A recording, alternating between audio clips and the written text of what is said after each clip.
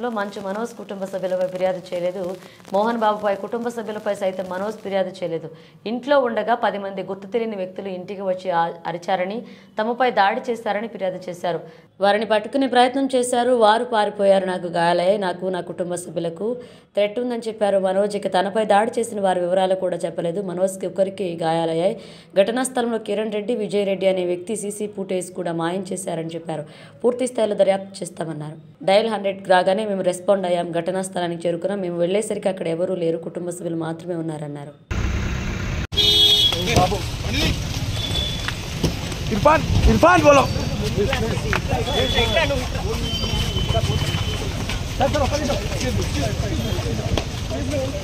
Uncle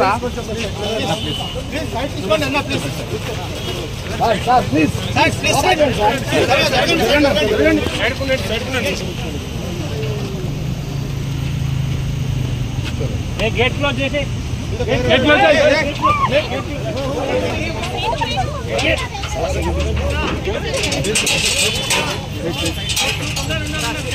ఉండండి ఇక్కడ ఉండండి ఏం చేయకండి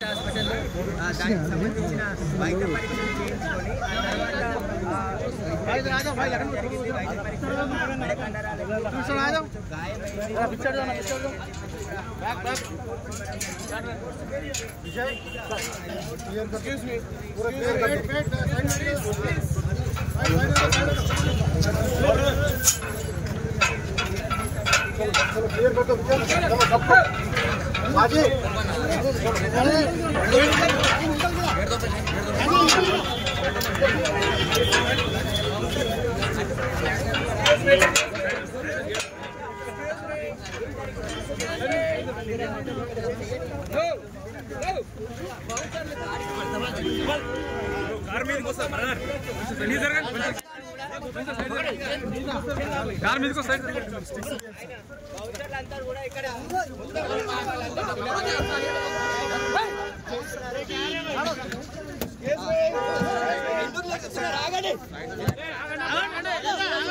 సంబంధించి ఇక్కడ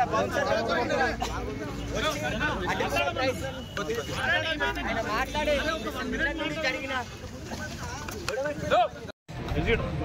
హాఫ్ అన్ అవర్ క్రితం మంచు మనోజ్ గారు పోలీస్ స్టేషన్ దాంట్లో ఏంటంటే నిన్న అతను ఇంట్లో ఉండగా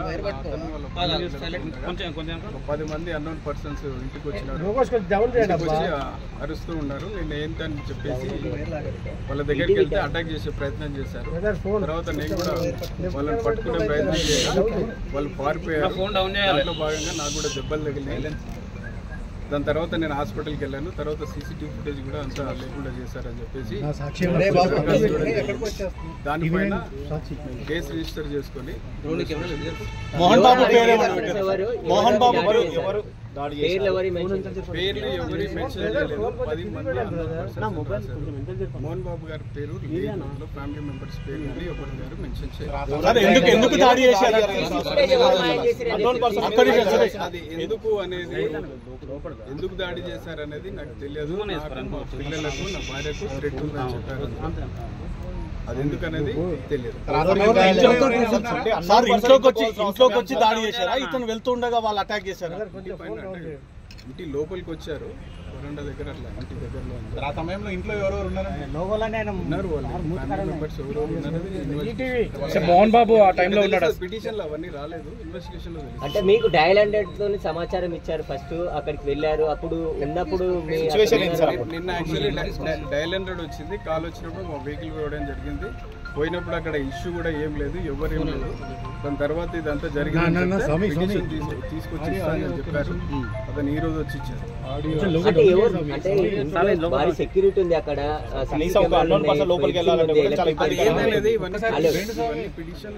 సార్ మీరు ఏమైనా సీసీ ఫుటేజ్ ఏమైనా కలెక్ట్ చేశారా? ఇన్వెస్టిగేషన్ లో భాగంగా ఇవన్నీ ఇప్పుడు కలెక్ట్ చేస్తాము. ముందు ఇంకేమైనా అప్డేట్స్ ధ్వంసం చేసిరు తీసేసిరు అంటారు, ఎవరిపైన అనుమానం వ్యక్తం చేశారు? చెప్పలేదు. అందులో ఉన్న హార్డ్ డిస్క్ లేదని చెప్తున్నారు, ఏందనేది కూడా అది వెరిఫై.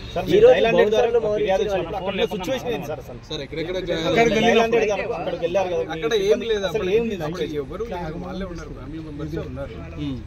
వాళ్ళు మనోజ్ గారు పిటిషన్ వచ్చిస్తున్నారు, జరిగిన దాని మీద వచ్చిస్తున్నారు.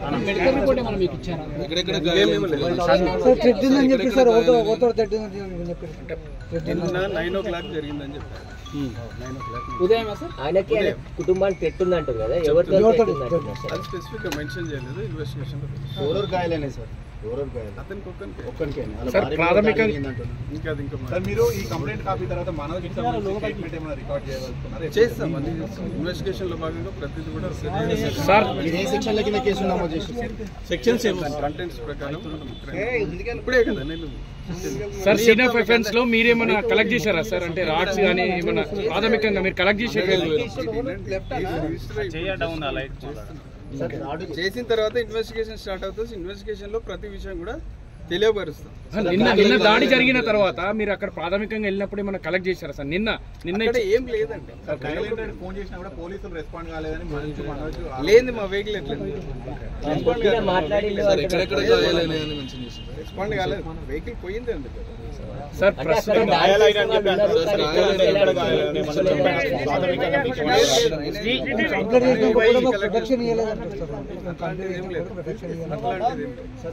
ఎవరు మాయం చేశారనేది ఏమైనా అనుమానం అవన్నీ ఇన్వెస్టిగేషన్. వినయ్ మహేశ్వర్ వినయ్ పేరు ఏమైనా చెప్పాడా? విజయ్ రెడ్డి అని చెప్పారు. విజయ్ రెడ్డి అండ్ కిరణ్ వాళ్ళు ఏదో మాయం చేశారని చెప్పారు. సార్ భూ తగాదాలు వాళ్ళకి చెప్పలేదు.